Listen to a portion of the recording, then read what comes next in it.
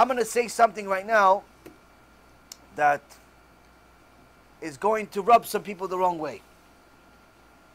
But it has to be said. I've said it a few times before, but there is a there's a misunderstanding in Judaism. People think that there's something called a Jewish look. I spoke to a woman 2 days ago, and she says that her daughter is having difficulties because she doesn't look like other Jews in America. I said, what does she look like? She looks Chinese. She says, okay, so what's the problem? She goes, she doesn't look like the rest of the Jews. I said, what do Jews look like? What do Jews look like? So, I don't know, they're white. I said, who said? If you think that Jews look like American Jews, you're mistaken. The Zohar Kadosh says something amazing. Zohar Kadosh says something amazing. It says, what does a Jew look like? It says, Jewish people are the only people that do not have a look. Why not? We, as a people, are the only ones that don't have a look. We get affected by the air. Wherever the Jews are going to live, after a few generations, you see that their looks start changing to the way that the people over there look like. That's why, if you go to China, there's a keilah, used to be as big as 5,000 people. It's much smaller today. They are 100% Jews, generation after generation after generation. They're not converts. 100%, they look Chinese like you can't tell. But they're 100% Jews. You go to my students in India, in Bombay, got a keilah there, 3,000 people. You look at them, 100% Hindu. You cannot tell. Now, guy's wearing a kippah. He didn't wear a kippah. You can't tell he's a Jew. Can't tell he's a Jew. Indian. You go to Manipur. I have students in Manipur, India. You look at them. It's like they're Asians and they're Jewish. Yeah, they're Jewish. They're more Jewish than you. What do you mean? You go to my keilah in Nigeria. Black. As black as can be. People in America think, wow, these are Jews. 100% Jews. Go to Eretz Yisrael, they look like me. You go in America, they look Americans. You look like Woody Harrelson or something. You look like Seinfeld. That's what people think. People think that Jews look like Seinfeld. But that's not, there's no such thing as a Jewish look. There's no such thing as a Jewish look. That's a reality. So if you look different, first and foremost, that doesn't make you special. There's somebody else in the world who looks just like you. Number two, stop making a big deal out of it.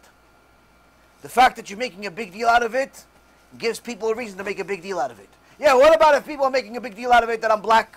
Okay, so let them make a big deal of it that you're black. What if people are making a big deal of it because I'm yellow? Okay, so let them make a big deal of it because you're yellow. Why? If everybody's going to jump, you're going to jump with them. What do you care? But then there's people, like this guy called Manishtana. He called himself Manishtana. He's a black Jew. And he makes a big deal out of the fact that he's a black Jew. Now, he's not a convert. He says, oh, people always think I'm a convert. He wants to make a big deal that he's not a convert. Okay, so you're not a convert. So sorry for you. I wish you were a convert. You'd be better off. Why? Convert's higher than a natural-born Jew. According to the Torah, convert's higher than a natural-born Jew. Look at the Rambam. Rambam says a convert's higher than a natural-born Jew.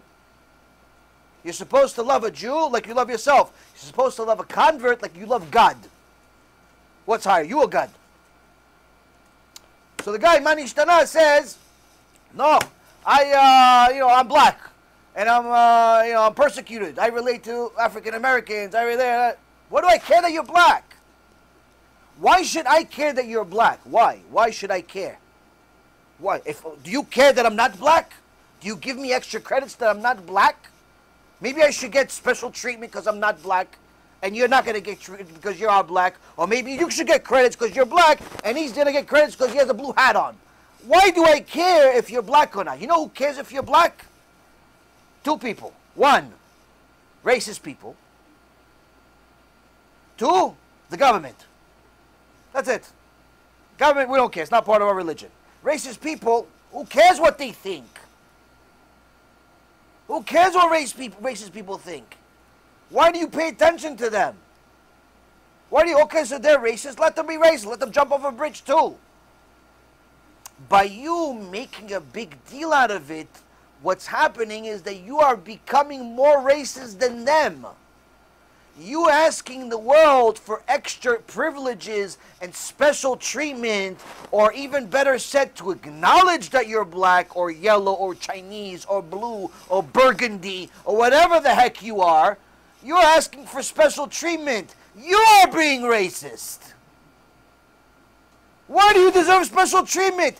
In Judaism, all that matters is, are you keeping Torah and mitzvot or not? That's it. I don't care if you are blue or green or burgundy. It doesn't make a difference. Once you die, guess what? No one's going to ask you, what color were you? How were your eyes? Were they like this or like this or like this? Who cares? You know who cares? The government and racist people. Are you going to invite racist people to your birthday? So why do you care what they say? You're going to invite your racist people to your wedding? So why do you care what they say? People put so much weight on the stupidity of race, and what happens is sometimes they want to convert to Judaism, and they come from a different tradition. They're Spanish or they're black or whatever they are, and they want to bring their baggage from the past. Oh yeah, we were slaves for 400 years. You were not a slave, my friend. You were not a slave. You don't even know a slave. Second of all, the second you became a Jew, you don't connect to Africa anymore. You don't connect to the people that became slaves. You don't connect to anything. You're a Jew. That's all you are. And that's why our definition of religion is different. When you're a Jew, it's everything. It's the whole you. It's your race, it's your nationality, it's your food, it's your mind, it's your life, it's your everything. That's what a Jew is. A Jew is from Aleph to Taf. It's all of you. So there is no religion like that. There is no such thing like that. Why? Because people are generally religious when they feel like it. They're Christian in the church. Nazis outside sometimes. That's what happens. In the church, what do you think? The Nazis weren't religious? Some of them were extreme religious. They went to church every Sunday. But on Monday morning, they're back to slaughtering people. There's a book called Doctors from Hell.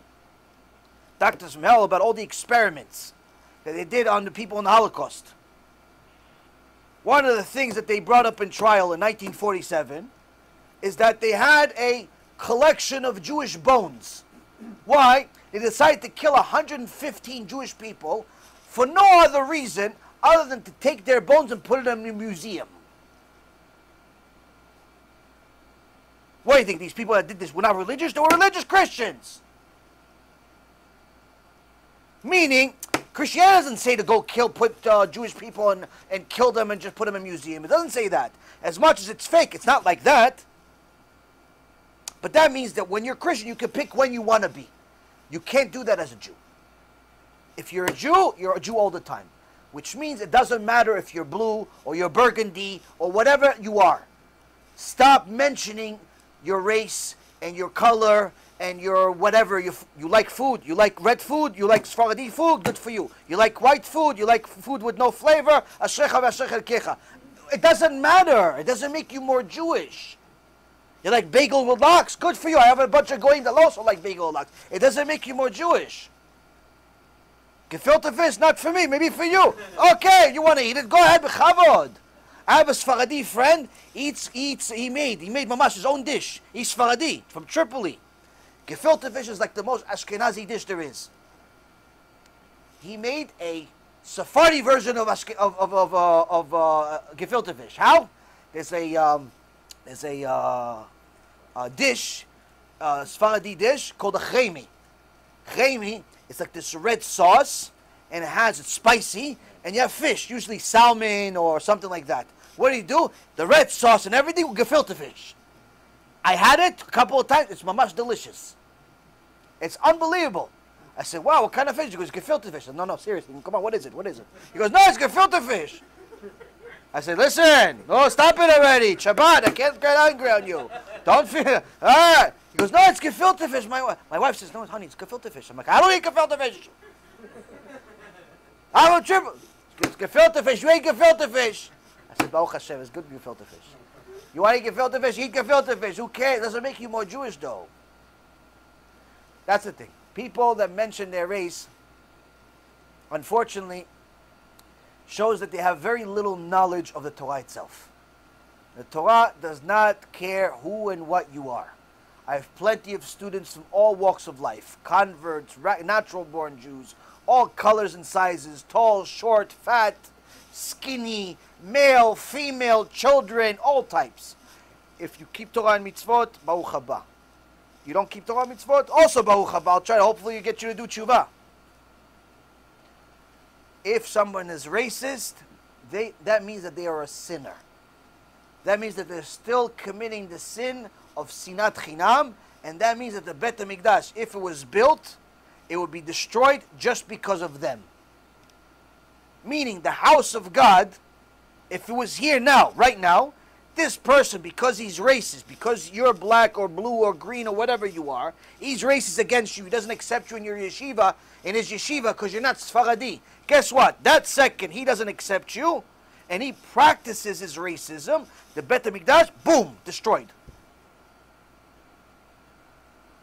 Now, if, let's say, any of us knew somebody that went into Bet HaMikdash and bombed it, put a bomb in there, blew it up, you still going to be friends with him? You're going to invite them for Shabbat dinner? You're going to let your daughter marry him? You're going to let your son marry his daughter? You're going to hang out with him? Are you going to value his opinion, Bichlal? Will you ever listen to him? No. Why? He just destroyed God's house. Why should I care what he says? Hence the reason here. Anyone that's a racist is a Rasha.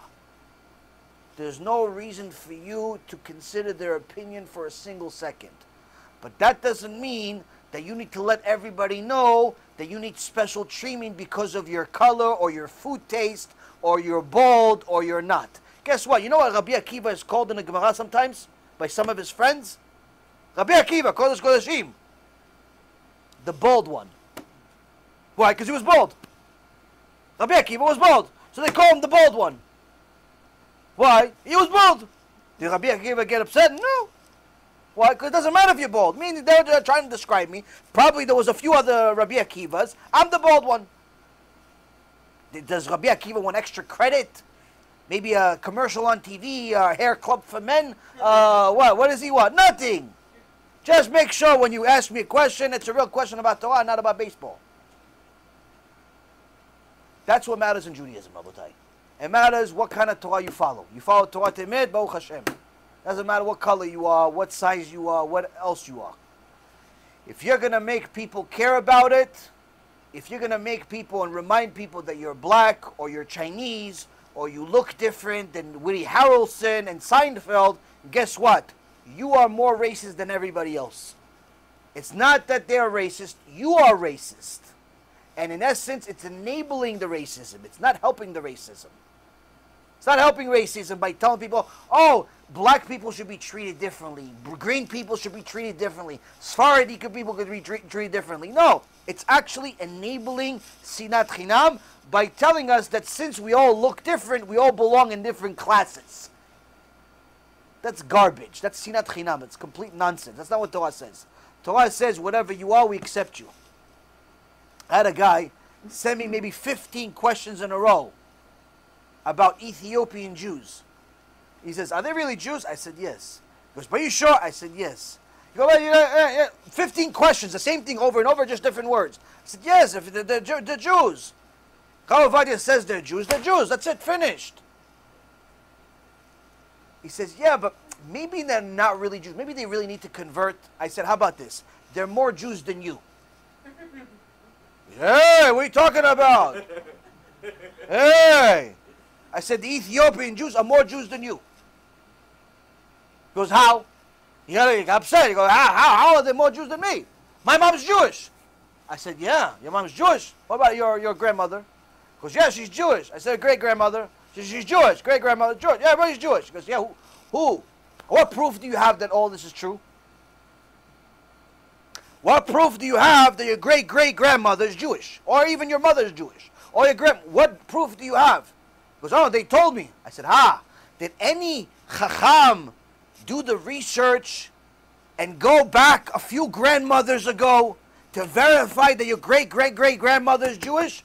He said, no. I said, see, the Ethiopians, they did have it. Rabbi Yaron did it. They're more Jewish than you, so shut up.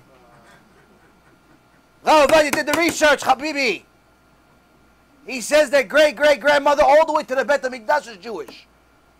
No one did the research for you. You're not Jewish. They're Jewish.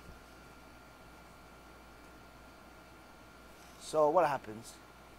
They shrivel up and the questions die. Why? Because they realized that all of it was just sinat chinam, racism for no reason, just complete arrogance, thinking that they're better because of some shade of color. In Judaism, we don't have that. Racism, they have it, unfortunately. But that's the way the world is, Rabotai. Don't jump just because people tell you to. Don't overreact just because people treat you a certain way. Sometimes people are mean. There's nothing, you're not going to change the world. All you got to do is change yourself. I went to a Beit Knesset one time. And it was a big keilah of maybe 1,000 families, Ashkenazi. And I went to go pray with them on Shabbat. Now they had some guy that was maybe 50, 60 years old at the door. One of the members of the keilah serving as a security guard. So I'm walking, and he sees me like an eagle. And he runs over to me. Shabbat afternoon, I'm carrying my little talit bag. And he runs over to me. You see this, like, older guy running to me. And I'm thinking, boy, do I know him? He's going to give me a hug? He comes up to me, he goes, yes? I said, I'm looking behind me if he's talking to somebody else. I said, yeah. He goes, can I help you? I said, no. I continue walking. I'm like, what do you want for my life? I just continue walking. He starts following me. He goes, what are you here for? I'm like, to go to the Beit Knesset. Oh. Which keilah? I said, the huge building in front of me. I'm not getting it at this point. What does this guy want for my life? He's bored. I'm the first guy that's outside. What does he want from me? Because he said, who's the rabbi here? I said, Rabbi so-and-so. Oh, so you know people here? I live here. Oh. You're new here? No, I live here for a few years already. Oh. You pray here all the time? I said, oh, how many questions you can ask me? I got to go pray. I'm sorry. Okay. He blocked my way for a little while, and then he went away. Why? Why is 20 questions? Well, you think every member of the 1,000 families he gets these questions? No, I got the privilege. Why? Because I'm Sfaradi. So he thought I'm some terrorist or something. He thought I was Bin Laden. He thought I was Bin Laden coming to pray with them because he looks like, white bread, and I look like I'm from, Hamas. But the reality, Rabotai, we both look like Jews. Why? Because Jews don't have a look. Jews don't have a look. If you think that your look is important, you are not practicing Judaism. You're practicing racism. You're practicing racism. It's not Judaism. Judaism does not care about your race. You have minhagim, you have customs. It's a different story. Customs of your ancestors and so on and so forth. But your shade, his shade, her shade, all that stuff doesn't make a difference. And if people in your life make a big deal out of it, find new friends. Find new friends. Yeah, but it's tough. Okay, so that's your tikkun in life. Oh, but they didn't accept my kids in yeshiva. Okay, so that's your tikkun in life. That's your tikkun. What do you think? If you didn't have this tikkun, you wouldn't have it somewhere else? That's one of the things that's a problem for people to realize, is that they think that if they didn't have this problem, they wouldn't have problems. We just finished Rosh Hashanah. Rosh Hashanah, Rabotai, I'm sorry to tell you, all of your problems, myself included, were decided on Rosh Hashanah. How many problems we're going to have in this coming year? That means each person got his weight. So let's say, hypothetically speaking, each one of us got 20 pounds of problems, destined for us to be spread out over the rest of the year. 20 pounds. That means that no matter what you do, you're going to get 20 pounds of problems. So if you live in a racist keilah, your 20 pounds of problems will probably come in the form of racism. But if you decide to move, you move to a non-racist kehillah.